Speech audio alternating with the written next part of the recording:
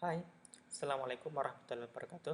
Perkenalkan, nama saya Auli Azmat Sadik dari Prodi Agama Islam, Fakultas Agama Islam, Universitas Muhammadiyah Makassar. Baik, pada kesempatan yang baik ini, saya akan mempresentasikan asas-asas pendidikan, yang dimana asas pendidikan ini merupakan suatu kebenaran yang menjadi dasar atau tumpuan berpikir baik pada tahap perencanaan maupun dalam pelaksanaan. Dasar inilah yang akan menjadi rancangan dalam penerapan kegiatan pembelajaran. Kemudian ada macam-macam asas pendidikan.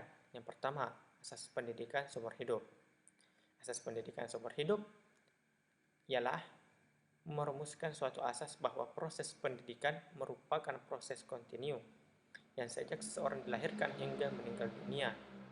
Konsep pendidikan ini mencakup pendidikan informal, formal, dan non-formal, untuk mengembangkan individu-individu yang akan belajar seumur hidup agar lebih bernilai bagi masyarakat. Konsep pendidikan seumur hidup merupakan usaha memperdayakan, mengembangkan, dan memanusiakan manusia. Dalam Islam, konsep pendidikan ini telah lama diperkenalkan dan dijadikan salah satu asas dalam pendidikan Islam.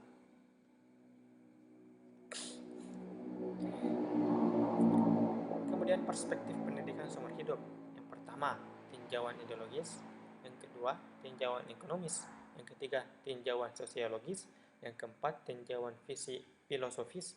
Yang kelima, tinjauan teknologis. Yang keenam, tinjauan psikologis. Kemudian, asas tuturi Handayani.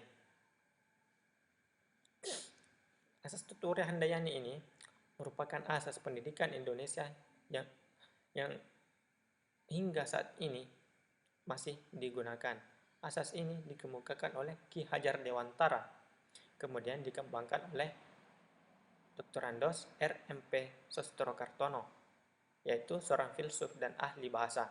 Asas tuturi Handayani ini bermakna bahwa setiap orang berhak mengatur dirinya sendiri dengan berpedoman kepada tata tertib kehidupan yang umum.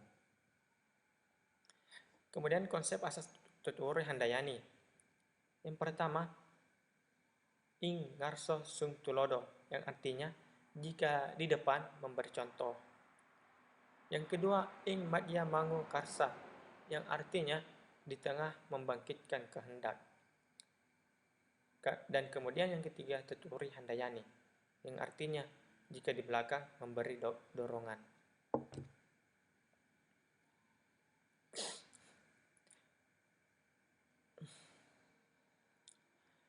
Dalam kaitan penerapan asas tuturi Handayani, dapat dikemukakan beberapa keadaan, yakni yang pertama, peserta didik mendapat kebebasan untuk memilih pendidikan dan keterampilan yang diminatinya di semua jenis, jalur, dan jenjang pendidikan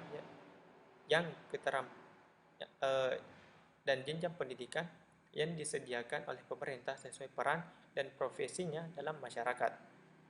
Yang kedua, peserta didik mendapat kebebasan untuk memilih pendidikan kejuruan yang diminatinya agar dapat mempersiapkan diri untuk memasuki lapangan kerja bidang tertentu yang diinginkannya. Yang ketiga, peserta didik yang memiliki kelainan atau cacat fisik atau mental memperoleh kesempatan untuk memilih pendidikan dan keterampilan sesuai dengan cacat yang disandang agar dapat bertumbuh menjadi manusia yang mandiri. Dan yang keempat, peserta didik di daerah terpencil mendapat kesempatan untuk memperoleh pendidikan dan keterampilan agar dapat berkembang menjadi manusia yang memiliki kemampuan dasar yang memadai sebagai manusia yang mandiri.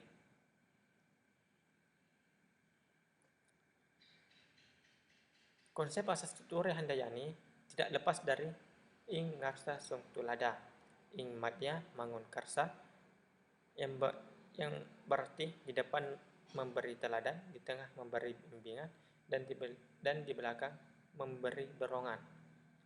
Ketiga konsep ini dikenal dengan trilogi Ki Hajar Dewantara menjadi satu kesatuan yang membentuk seorang pemimpin atau pendidik dalam perusahaan atau sekolah. Hubungan konsep Tuturi Handayani dalam praktik pembelajaran yaitu mengarahkan peserta didik pada kemandirian yang kelak akan mampu berkarya dan bertanggung jawab atas dirinya sendiri.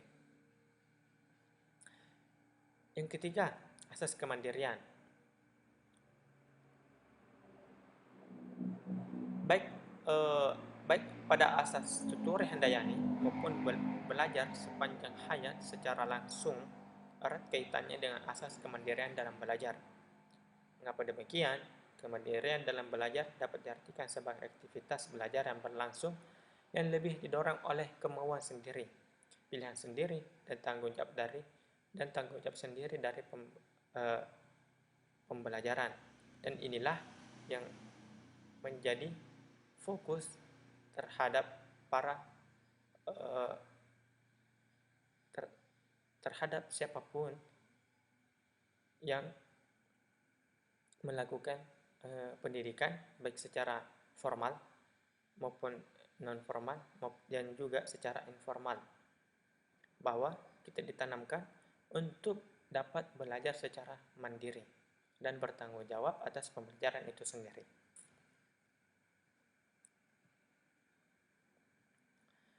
Yang kemudian, asas semesta menyeluruh dan terpadu.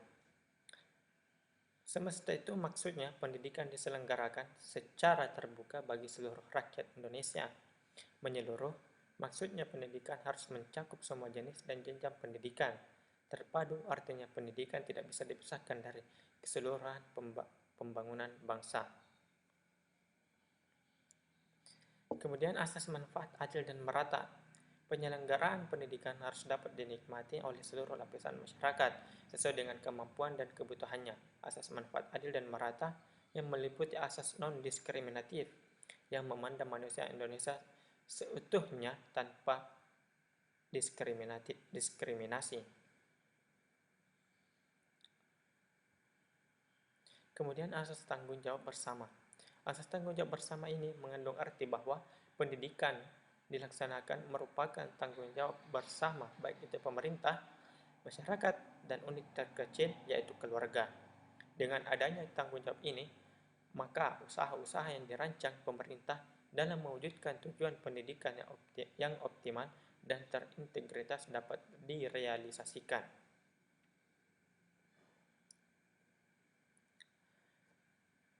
Pendidikan itu selalu berkaitan dengan manusia, dan hasilnya tidak segera tampak. Diperlukan satu generasi untuk melihat hasil akhir dari pendidikan itu. Oleh karena itu, apabila terjadi kesalahan atau kekeliruan yang mengakibatkan kegagalan, pada umumnya membutuhkan waktu untuk memperbaikinya. Tetapi kenyataannya itu menuntut agar pendidikan dirancang dan dilaksanakan secermat mungkin, dengan memperhatikan sejumlah landasan dan asas-asas pendidikan. Asas pendidikan memiliki arti hukum atau kaidah yang menjadi acuan kita dalam melaksanakan kegiatan pendidikan. Asas pendidikan merupakan suatu kebenaran yang menjadi dasar atau tumpuan berpikir, baik pada tahap perencanaan maupun pelaksanaan pendidikan. Beberapa asas pendidikan yang memberi arah dalam merancang dan melaksanakan pendidikan itu. Dan yang menjadi perhatian kita pada saat ini yaitu bahwa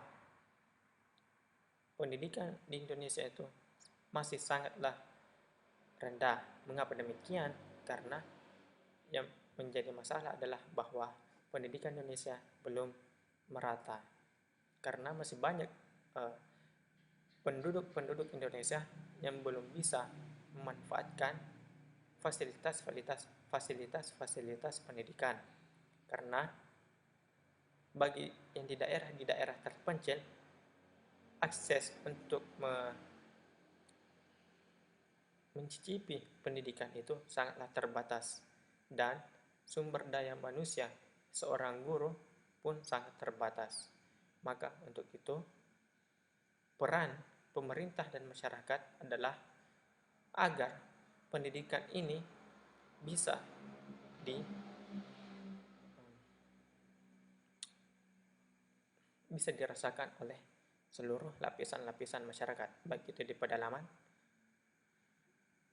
maupun di tempat-tempat yang sangat-sangat terpencil, karena kita semua, warga Indonesia semua, berhak untuk mendapat pendidikan.